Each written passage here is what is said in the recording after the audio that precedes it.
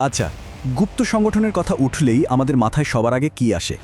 Illuminati বা হয়তো Freemason, তাই তো?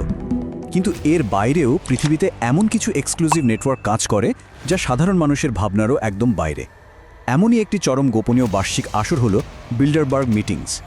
আজকের এই বিশ্লেষণে আমরা একদম নিরপেক্ষভাবে জানার চেষ্টা করব কেন একে বিশ্বের সবচেয়ে গোপনীয় বৈঠক বলা হয় আর এর পর্দার আড়ালে আসলে কি ঘটে। চলুন বিষয়টা একটু তলিয়ে দেখি। এই স্লাইডটার দিকে একটু খেয়াল করুন, একটা অদ্ভুত বৈপরীত্য দেখতে পাবেন। একদিকে বিশ্বের সবচেয়ে ক্ষমতাশালী নেতারা সবাই এক ছাদের নিচে বসছেন, কিন্তু অন্যদিকে সেই বৈঠকের কোনো অফিসিয়াল রেকর্ড বা নথিপত্র নেই, মানে জিরো। এখন ভাবুন তো, এটা কি শুধুই একটা সাধারণ রুটিন মিটিং, নাকি এর পেছনে চলছে বিশাল কোনো পরিকল্পনা? মূলত এখানেই বিল্ডারবার্গ রহস্যের আসল বীজটা লুকিয়ে আছে। সবচেয়ে অদ্ভুত এবং সত্যি বলতে একটু হাস্যকর ব্যাপারটা কি জানেন? অন্যান্য গুপ্ত সংগঠনকে আপনি চাইলে নিছক ষড়যন্ত্র তত্ত্ব বা কনস্পিরেসি থিওরি বলে উড়িয়ে দিতে পারেন, কিন্তু বিল্ডারবার্গের ক্ষেত্রে সেই উপায় নেই। কারণ এদের রীতিমতো একটা অফিসিয়াল ওয়েবসাইট আছে। হ্যাঁ, ঠিকই শুনেছেন।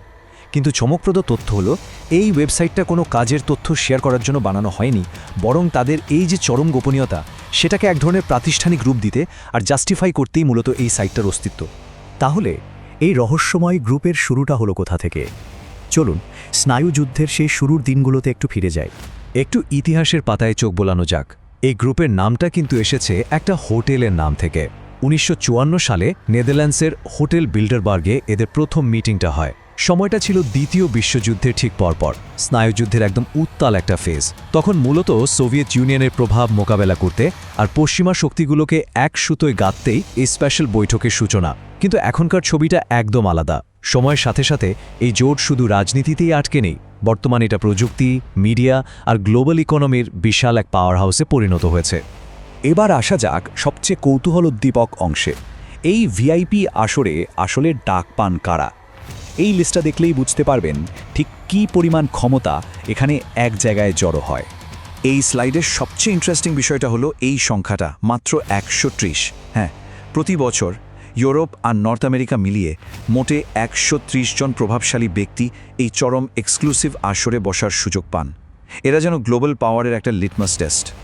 এই ১৩০ জনের তালিকায় কারা থাকেন শুনলে রীতিমতো অবাক হতে হয়।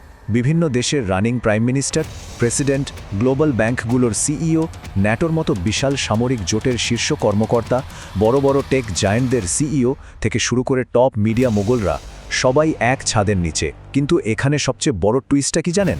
এত বড় বড় পদধারী মানুষেরা এখানে আসেন ঠিকই, কিন্তু তাদের কেউই নিজেদের অফিসিয়াল বা দাপ্তরিক পরিচয়ের ট্যাগ ব্যবহার করে এই মিটিংয়ে অংশ নেন না। আর হ্যাঁ, এই ১৩০ জনের টিকিট কিন্তু পার্মানেন্ট কোনো মেম্বারশিপ না। সিলেকশন প্রসেসটা একটা নির্দিষ্ট ধাপে ধাপে হয়। প্রথমে থাকেন ১ বা ২ জন চেয়ারম্যান, তাদের নিচে থাকে একটা পাওয়ারফুল স্টিয়ারিং কমিটি। মূলত এই কমিটি ঠিক করে প্রতি বছর কারা ডাক পাবেন। ওই নির্দিষ্ট বছরের এজেন্ডার সাথে যাদের কাজের দক্ষতা বা এক্সপার্টিজ মিলে যায়, ঘুরে ফিরে তারাই এই স্পেশাল ইনভিটেশনটা পান। এবার চলুন কথা বলি সেই বিখ্যাত গোপনীয়তার দেয়াল নিয়ে, যেখানে কোনো প্রেস নেই, কোনো ছবি নেই। পুরো ইভেন্টটা যেন একদম হাওয়ায় মিলিয়ে থাকার মতো। বিশ্বের সবচেয়ে পরিচিত মুখগুলো সব এক জায়গায়, অথচ সেখানে কোনো সাংবাদিক বা ক্যামেরার ঢোকার পারমিশন নেই। এমনকি শহর জুড়ে দৃশ্যমান কোনো বিশাল সিকিউরিটি বা নিরাপত্তা বলয়ও চোখে পড়বে না। ইভেন্টের লোকেশন থাকে একদম গোপন, আর কোনো অফিসিয়াল পাবলিক ছবি রিলিজ করার তো প্রশ্নই আসে না। এত হাই প্রোফাইল মানুষদের নিয়ে এরকম নিখুঁত ইনভিজিবল থাকাটা সত্যিই এক বিশাল বিস্ময়। এখন প্রশ্ন হলো, উদ্দেশ্য যদি সত্যিই পজিটিভ হয়, তাহলে এত লুকোচুরি কেন বাপু? এই ব্ল্যাকআউটের পেছনে বিল্ডারবার্গ গ্রুপের অফিসিয়াল যুক্তিটা বেশ ইন্টারেস্টিং। তারা বলছে খোলামেলা আলোচনাকে উৎসাহিত করার জন্য। মানে মিডিয়ার সারাক্ষণের নজরদারি বা পাবলিক স্ক্রুটিনি না থাকলে প্রকাশ্যে যারা একে অপরের চরম প্রতিদ্বন্দ্বী, তারাও নাকি কোনো চাপ ছাড়াই একদম মন খুলে নিজেদের আইডিয়া শেয়ার করতে পারেন। চলুন এই আলোচনার প্রেক্ষাপটটা বুঝতে একেবারে সাম্প্রতিক একটা উদাহরণ দেখি এবং ২০২৬ সালের এজেন্ডার ভেতরে একটু উঁকি দিই। যেমন ধরুন ২০২৬ সালের ৯ থেকে ১২ এপ্রিল যুক্তরাষ্ট্রের রাজধানী ওয়াশিংটন ডিসিতে হয়ে যাওয়া এই মিটিংটার কথাই ধরা যাক। এই সুনির্দিষ্ট তারিখ আর লোকেশনটাই প্রমাণ করে যে এই গোপন বৈঠকগুলো কোনো কল্পকাহিনী নয়, বরং একদম চোখের সামনের রিয়ালিটি। আর এই স্লাইডটা খুব চমৎকারভাবে একটা জিনিস তুলে ধরে, তাদের আলোচনার টপিকগুলোর ওয়েট বা ওজন কতটা ভারী। 2026 সালের মোট 14টি আলোচ্য সূচির মধ্যে 5টি মেন টপিক ছিল এরকম: আর্টিফিশিয়াল ইন্টেলিজেন্স বা এআই, বিশ্ব বাণিজ্য, বৈশ্বিক জ্বালানি, মধ্যপ্রাচ্যের জিওপলিটিক্স এবং ভবিষ্যতের প্রতিরক্ষা কৌশল।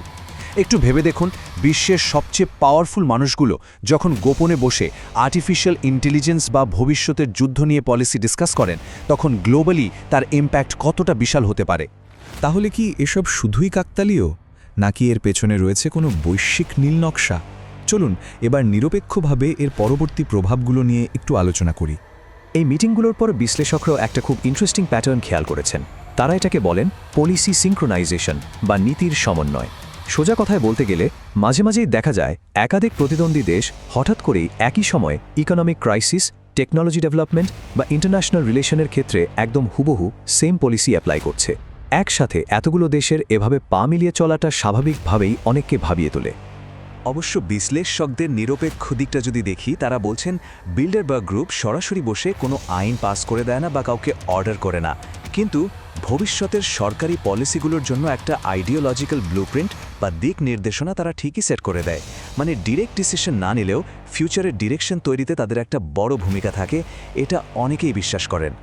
সবশেষে আজকের এই বিশ্লেষণ থেকে একটা বড় প্রশ্ন রেখে যেতে চাই আপনাদের সবার কাছে। বিশ্বের বিভিন্ন দেশের এই যে পলিসির মিল বা একই রকম পদক্ষেপ, এগুলো কি নিছকই কাকতালীয় কোনো ব্যাপার, নাকি বিল্ডারবার্গের সেই রুদ্ধদ্বার কক্ষে তৈরি হওয়া গোপন ব্লুপ্রিন্টেরই ডিরেক্ট রেজাল্ট? আমরা কোনো পক্ষ নিচ্ছি না, কিন্তু এই প্রশ্নটা নিশ্চিতভাবেই ভবিষ্যতের বিশ্ব রাজনীতি আর গ্লোবাল ইকোনমিকে একদম নতুন একটা দৃষ্টিভঙ্গিতে দেখতে আমাদের সাহায্য করবে।